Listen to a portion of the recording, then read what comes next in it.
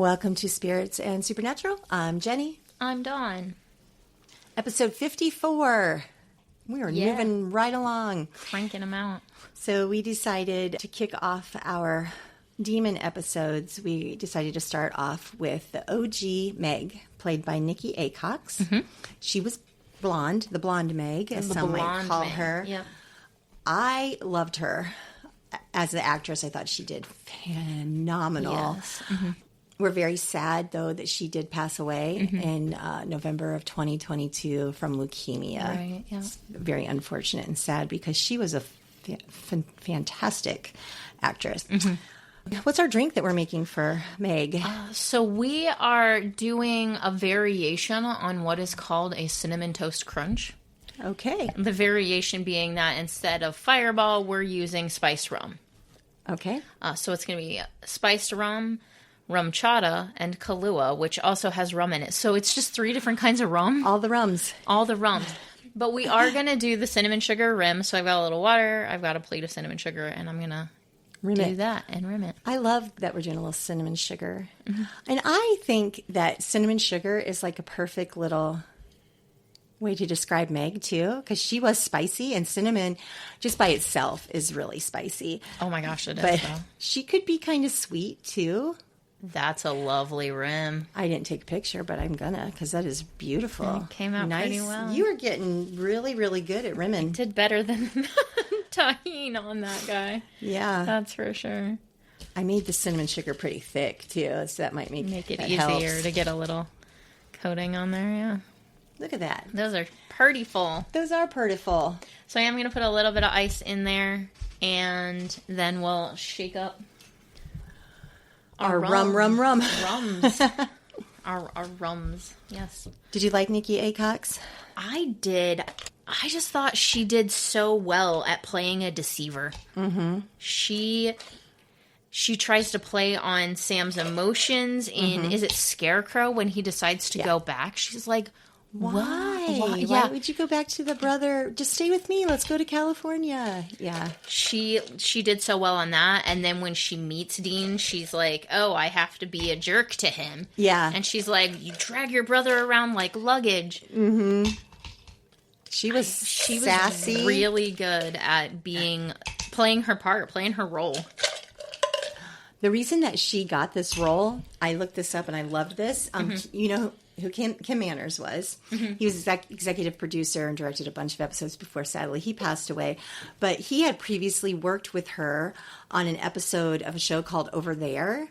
And he had directed that, and he hand-selected her for this role. I did not know that. I didn't either. I just found that out today, and I thought I loved that. I love... When we talk about Supernatural being a family, it truly, truly is. Mm-hmm. There's so many... When the producers and the directors want somebody on the show, they will fight. Like, we talked about how Rich... I think we might have mentioned this. How Rich fought to have Nate Torrance. Yeah. We haven't done Sully's episode yet. We haven't. But we did talk about Rich being a director. Mm-hmm. She, like you said, first appeared in season 1, episode 11, Scarecrow. Mm-hmm. She was just a hitchhiker, we thought, that Sam just happens to stumble on as he's hitchhiking. It's so funny because he'd been walking down the road for a minute, and it feels like she suddenly appears. That's what I thought, too. But she couldn't have, because that would have been so suspicious. Oh, yeah. Because the Winchester boys, they're not always dumb. Had their radar up. Yeah. They'd have noticed if a young woman, even if it had been a man, whatever, if somebody just appears, they're going to notice. To the viewer, it looked like she just kind of showed up. Yeah. And she's just like so into her own little world. Yeah. And that she doesn't even notice like, Sam. You scared me half to death, or whatever. And then this creepy van guy comes to give them a ride, hitchhikers. And he's like her, not you. Yeah. Who does that? I mean, yeah, there may be people. No, who gets in the car? Who gets in the car? Demons get in the car. Because they're not afraid. Right. Yeah. And then Sam's like, you're going to go with creepy van guy over me? And she's like, yeah. Yeah, She goes. So I think I might have been kind of suspicious of her at that point. Almost immediately? Yeah, because I'm like, something's not quite right here. Mm-hmm. She was really beautiful. She's a really pretty girl. She's getting in the van with creeper man. No. Right, yeah. It's very weird. It was weird.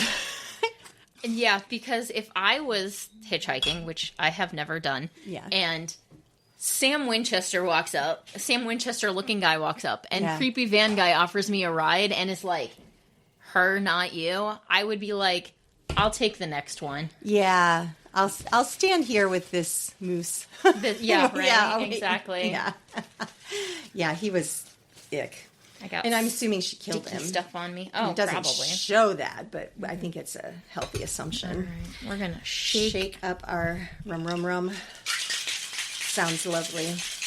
I did do an ounce of each. Okay. So it'll be a good mix. I'm actually looking forward to this. I think it's going to be really nice. Spiced rum and Kahlua and the creaminess from the Rumchata. Good. I think it's going to be, it looks so pretty. And she showed up at, like, the bus station, you know. She's like, yeah, the van guy ended up being not so nice or whatever. Like you said he was going to be, right? Yeah. Imagine that. Creepy van guy was creep. Was a creepy guy. Yeah. And they sit and just have a little conversation together. A heart to heart, even though, like, they don't really know each other, but they're bonding over... Yeah, over family trauma. She's like... Didn't she at one point say something about having to get away from her family or something like that that made him... Because she's trying to connect with him. She knows who he is. She's everything about him. Like a pro. She's a demon. She knows everything about the Winchesters. And she's been led to meet them. We find out at the end of... Was it at the end of Scarecrow? Yeah, it was at the end of Scarecrow. Yeah, when she's in a car with somebody else. And she gets out her bowl. She goes, why don't you pull over? And he's like, oh, okay. Yeah. I need to make a call. And he's like, well, you can borrow my cell. And she's like, I got this. She's got her big bowl she pulls out. And the slicing of his neck was very reminiscent to me of, like, Sweeney Todd. It was very good, I thought. It looked like a legit slicing of the neck, bleeding him out. All right, let's clink this. And all right, take a sip. It looks lovely. It doesn't clink well because of the rims. Oh, there we go. That was that resonated. All right. That's really good. And that sugar cinnamon, I like that a lot. That is nice. That's another one of those dangerous nice ones. Yeah, buddy. And you probably don't drink a lot of Rumchata because of the dairy, I suppose. It is literally made with dairy cream. Yeah. And Caribbean rum. Yep. I like Rumchata a lot. I think it's good. Anyhow, this is a good drink. So, in that episode, not related to Meg, Dean has some really fun quotes. He sees a scarecrow. Dude, you fugly. Yeah. When the townspeople tie him to the tree and leave. I hope your apple pie is freaking worth it. Yeah. Those are, I was just like, this is funny. Gotta write that down. This is funny. It was... The whole I mean, we're not going to talk about the Scarecrow a whole lot because we eventually will talk about the Scarecrow when we get to our Monsters of the Week.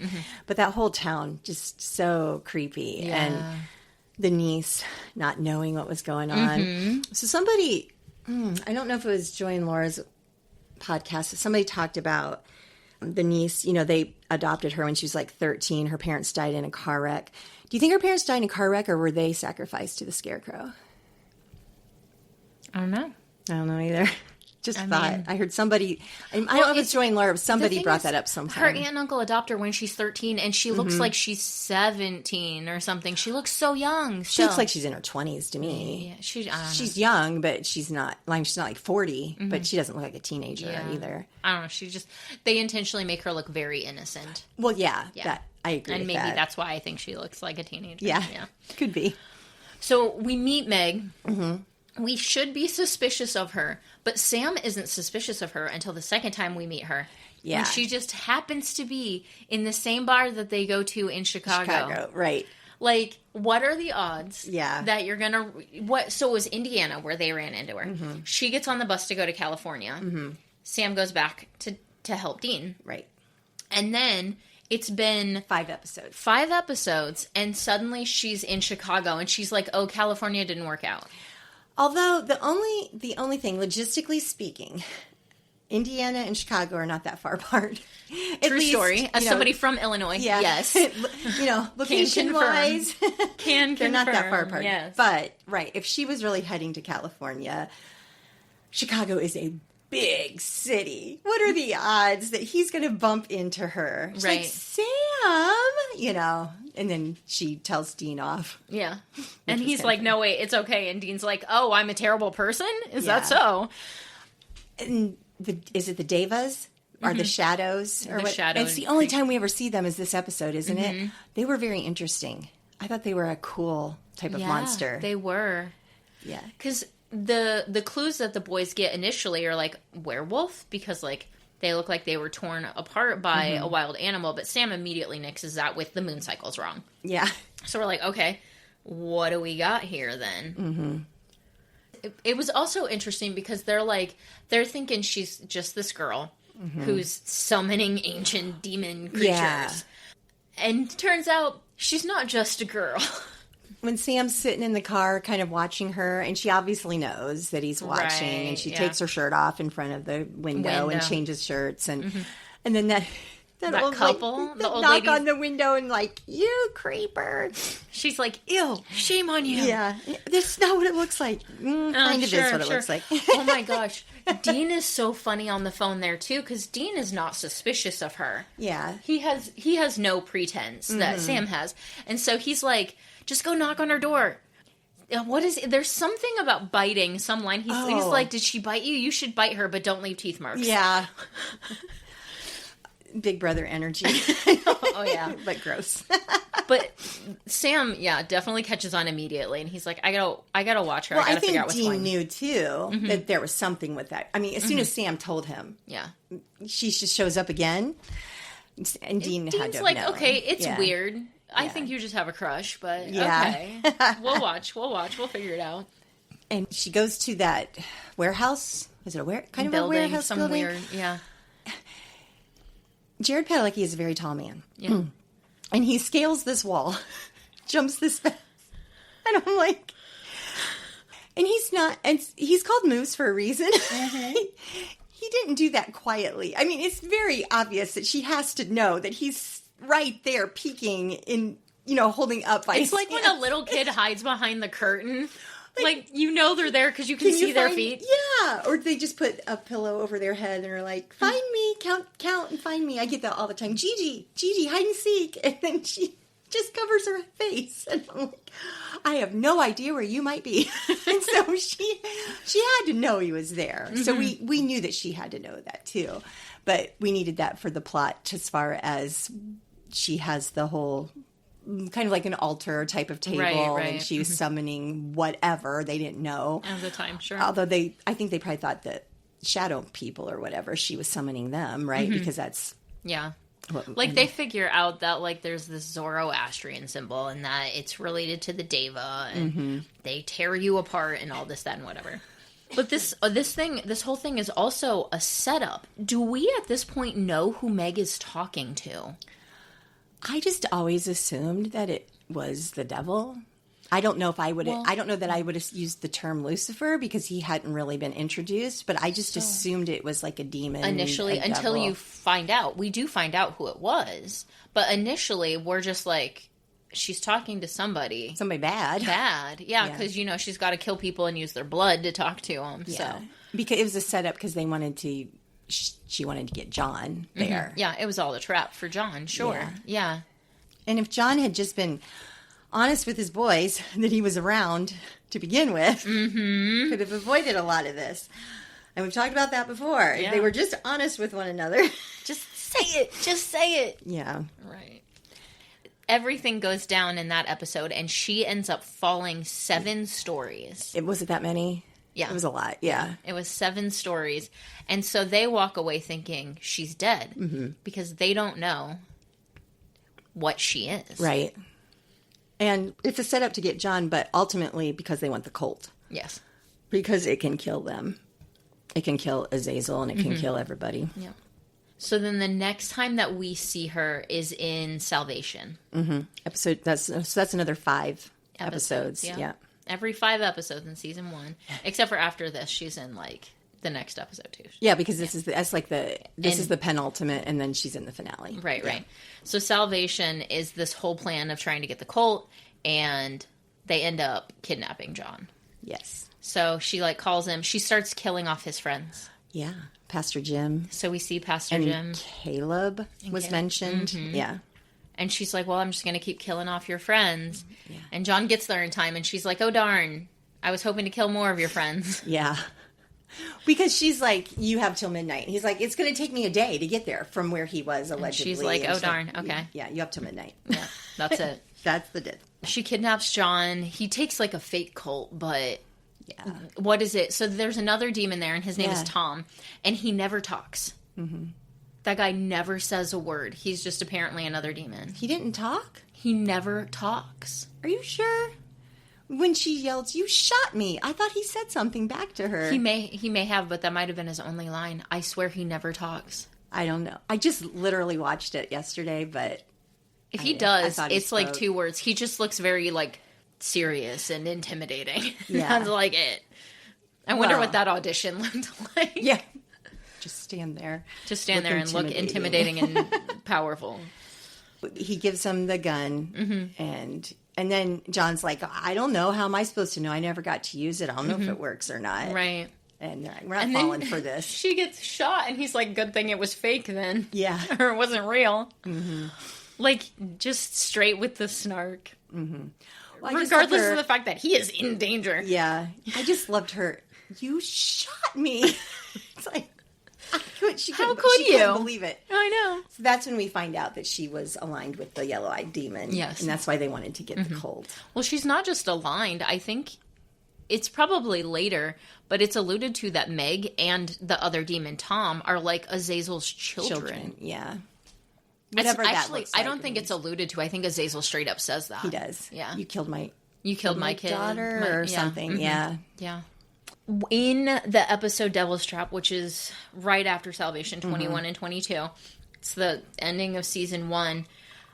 Did you remember that Bobby had a dog? Rumspelled. I forgot Bobby had a dog because we see this like Rottweiler looking dog outside the house. I took in a lot from the scene actually as they were panning because I forgot Bobby had a dog. Yeah. But like, he's got hubcaps hanging on the outside of his house. Yeah, he didn't have him long. The dog. For the viewers. Yeah. For the viewers, it was like 5 seconds. Yeah. Because then they're inside the house, they're talking. Meg shows up, Rumsfeld's barking, and then you just hear like, what, a whine. A whine. Yeah. And Bobby goes, Rumsfeld. And we're left to assume. And I was like, Bobby had a dog? I literally killed Bobby's dog, ? Yeah. Like, just totally forgot. Because Rumsfeld's never seen again. No, and it's not like he gets a new dog. No. He just... I don't know that hunters' lives would be good for pets. Mm-hmm. They're on the road a lot. I mean, Bobby is also running a business. Yeah. Like, a junkyard dog makes sense. Yeah. Singer Salvage is a junkyard. Right. It makes sense to have a junkyard dog. Yeah, but we only do in season 1 for 5 seconds, and that's all we get. But we get Bobby. The reason the boys go to Bobby is because they're like, we need help. Mm-hmm. And we don't know who that is or where they're going. Mm-hmm. We don't know Bobby Singer. We don't know Jim Beaver at that time. No. But I'm sure glad we got him a whole lot more. Oh, yeah. Love him. This is where we get the line of, like, the last time you saw our dad, didn't you threaten to shoot him? Yeah. But Bobby's still like, yeah, but he's your dad. I'm going to help you. But at the end of the episode, he's like, bring your dad around. I promise I won't pull my gun or something like that. Right. Yeah. So this is also the first time we see a devil's trap and we see an exorcism. Yeah. Now, the devil's trap that they use isn't like the like quick one that we see through the rest of the show. The one that they use in this is much more complicated. The one that's on his ceiling? Mm-hmm. Much more complicated. Like, it's got, like, text in, like, all the little corners and stuff. It's very different. I guess I've never really studied that much to notice, but that would make sense that you would. Different than, like, the regular, like, pentagram looking one that's got like a couple different sigils on it. Yeah. That one I feel like is like the speed devil's trap when you need one really quick. It's the one that they paint inside the trunk. The drive-through one. Yeah. The quick and easy one. Yep. And I love how they actually tricked her.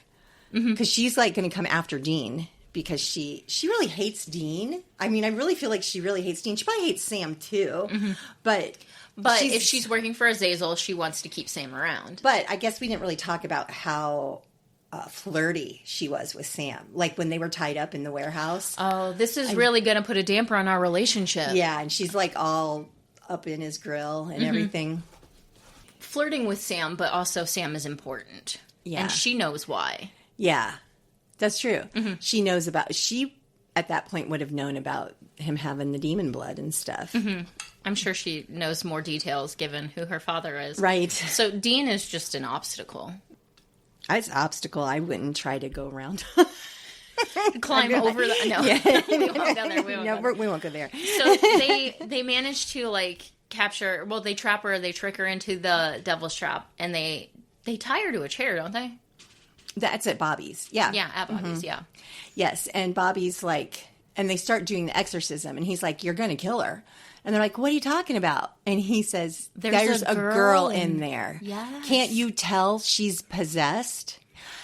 So that was very interesting to me. He's like, can't you tell this is just a possessed person? Why can't you boys see that? I thought that was interesting. This is, I guess, they've been fighting demons before, or like up to this, have they encountered demons? They've talked about it in some fashion because I think they knew Azazel was, right? But I guess they never equated that the demon has to possess a person. Right. We didn't know, really. And there's this moment of realization with them where they're like, oh. He's like, she fell from a building. Yeah. She's not going to survive. Yeah. But I think that maybe Dean slapped her.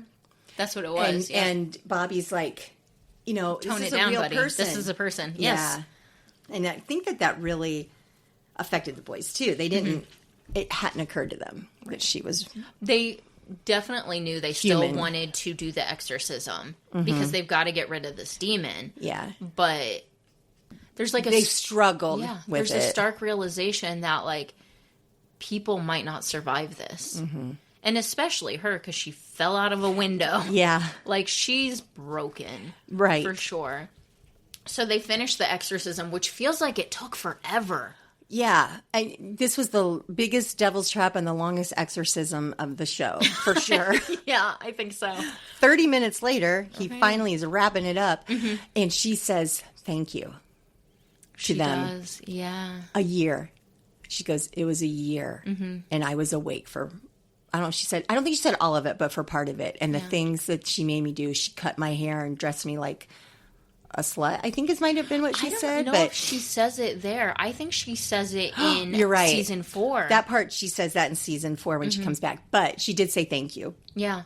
When they got her. I think she does reference that, like, I watched her murder people and do terrible things. And they even still try to call 911. Yeah. And I'm like... They did. What's the plan here, buddy? How do you talk yourself out of that? Right. So, yeah, it's the town drunk. Bobby Singer's calling 911 for a girl who has multiple fractures. Yes, internal bleeding. Who fell out of a window in a 1-story house. Or 2 stories, yeah. Like, how's that happen? Like, it looks like you... Yeah. Yeah. She doesn't look good. She does not look good. The boys, Bobby's like, get out of here after that. Yeah. And he's like, I'll take care of it, which, bless that man for the messes he cleaned up for those 2. Yeah, there's a lot of bodies at Singer Salvage. Yeah. And then we see her, last episode we see her is season 4, episode 2, Are You There, God? It's Me, Dean Winchester. Right.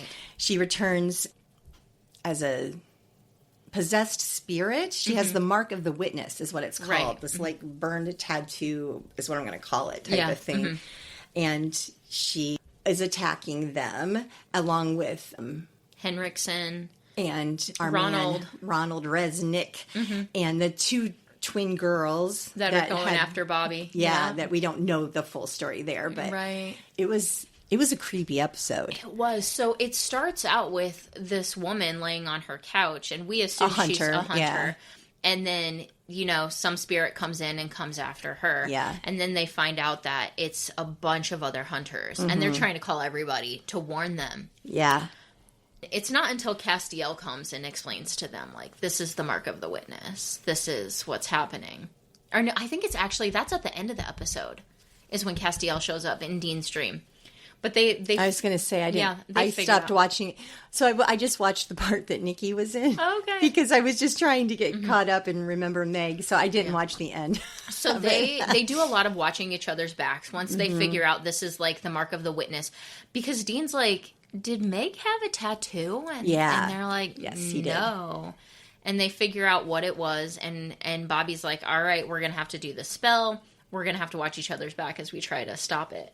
But isn't this when we find out about his bunker or his panic room? Panic room? Yes. Yeah. I had a weekend off. I had a weekend off. Yeah. And it's like salt-coated iron, and there's like the devil's trap on the vent in the ceiling and everything. Does Dean say, Bobby, you're awesome? I think so. Yeah. That's this one. So it's in the hallway upstairs where both Sam and Dean encounter her. And this is where I think Nicki Aycox did A+ acting. So she doesn't look like how we saw her before. Right. Her hair is like shoulder length. She's wearing just like a regular blouse and not like a cami top like we've seen her before. And she starts telling the boys, this is who I was, and how after I disappeared and then there was no explanation and then my family got my body back, that my sister died. Didn't she kill herself? Yeah. Yeah. Yeah, it's like they start learning all of the effects of what happened from Meg, who, that was really her name. We never really, like, we called Meg the Masters, demon Meg, yeah. but she was really Meg Masters. Yes. Like, she was this girl from Andover, Connecticut, and really just lays on the guilt, because that's what the witness does, is it lays on, like, you could have saved me, and you didn't, and look what happened because of that. Yeah, and Henriksen, too, with everything. And Henriksen tells us what Lilith did after the boys got out of there, and you're like, oh, heck. Yeah, he's like, it wasn't fast. It was like 45 minutes. Yeah. Yeah. It's rough. It's very rough to watch, like, especially because, I mean, at this point, if you've been watching this show for 4 seasons, you know, you're invested in the boys. You're like, oh, this is bad. Yeah. That was season 4. Yep. Episode 2. So it was at the beginning. It was. Season 4. This is before we know about Ruby and Sam. Right. Yeah. It's before we know anything. And so it's the end of that episode after they've done the spell to stop the witnesses that Cass shows up and says, this is the mark of the witness. That whole spell was something Lilith did to break some of the seals. But they stopped that seal from being broken, right? They didn't. Oh, they didn't stop it. Okay. I think Cass explains that there's lots of seals that Lilith is attempting to break. And so she only isn't like 666 seals, but she only has to do like 67 of them or 66 something. 66 of them, yeah. Exactly. And so this was one of them, and they didn't stop it. Okay. Like, even though the boys stopped the spell and stopped those ghosts from attacking them, the seal was still broken. Okay. Yeah. So, well, they were set up for failure when it came to the seals. No matter what, they were not going to. And see, this is the thing, though, too, is Dean gets mad at Cass because Castiel makes it sound like the angels knew this was happening, but they didn't warn anyone. Yeah. Because then Castiel's like, well, we had lots of other things that we were doing. Yeah. There are other battles that are unseen. And so he's like, you handled it anyway. So there's, especially early on, Dean and Castiel butt heads a lot, I think. There's a lot of confusion. Yeah. And why are they, if they're angels, why are they not helpful? Right. They're not helpful. Cass is like, we have other things to do. So. But Nicki Aycox, I thought, was fantastic. I thought she played the role great. Set up really well here. Yeah. We will talk about the other Meg. Rachel Miners. Yeah, Meg. who did great too, but I feel like they both played Meg completely differently. They were, and I think, we'll obviously talk about this later, but when they do the exorcism and Meg, or the demon leaves the blonde Meg's body, she goes to hell. And there's, punishment for what she did. And so she comes back different. That's my thought behind it. We'll talk about her more later. Yeah, we will. So, yeah. All right. Shall we rate? What are we drink? What are we calling this one? I don't know. Because it's not really the cinnamon toast crunch. It is, but it isn't. We did it our way. We did our own thing. Surprise, surprise. It's a Meg. It's a Meg. It's a Meg. Well, we used 3 kinds of rum, but there were only 2 Megs on the show. I thought about that almost Too immediately. bad there weren't 3. I don't know what we're going to call it. Sweet and spicy. We could. Crunchy. It was yummy. I can tell you that. I'm giving it a full swig on taste, for sure. No, definitely. That is good on taste. I think if we had used Fireball, there would have been a lot more of a kick. Like the spiced rum, it has a lot of warm spices to it, but it's not as intense as like Fireball or a cinnamon whiskey would be. I think that this could be mocktailable. You would use like coffee and heavy cream, and then like a spiced tea. Well, no, I think even like mulling spices, like you could even just put like cinnamon sticks in your coffee with the heavy cream, and you can still rim your coffee cup if you want to with cinnamon sugar. I think it's mocktailable. I definitely agree. Much more so than the episode we had before this one. Oh yeah, with the horsemen. Still don't know how to mocktail. Yeah. Does this fit Meg? Like, kind of like, do we consider her starting off kind of sweet? Like, she's kind of sweet on Sam, you know, the kind of, because we're not really sure. And then, but she's definitely spicy. I think we could say so. Well, first of all, the Rumchata with the cream is very light. So you got the blonde. Okay. That is your blonde. Because it is really sweet and that rim, like, you initially think, oh, she's just this, like, free spirit wandering girl, runaway, whatever. But it's 3 different kinds of rum. There's a whole lot more happening. I don't know that it's going to knock you out a 7-story window, but let's not try. Let's not try. It was super easy to make. I will definitely give it a 1 on that. I'm gonna give it a full on mash. I'm giving it to Meg. Yeah, sure. Okay, sounds good. We'll 8 out of 8 this one. Yeah, and we loved her, so that works. Yeah. I think as an introduction to demons and how they behave, she was a very good introduction. Oh yeah. Because the funny thing is, and it's so hard as a Christian to say things like this because you have to like totally separate what is real in your life to what is not real and be like, most of the demons on this show were a lot of fun. More so than the angels, which is really kind of sad. But it's true. Yeah. Again, all the socials, we appreciate you guys. You can email us or private message us. We've had a lot of people private message us and ask us sometimes some really random questions. And we always try to find the answers. We appreciate that you think we are experts on things. On anything. Yeah, we do. We're like, this person just asked this. And we're like, how would we know? I don't know. Let's find out. And we did. It's just fun. We've started to really... You start seeing names that are making comments more often and people that are listening and appreciating it. And we appreciate you very much. That's great. All right. I think that's it for Meg Masters, part 1.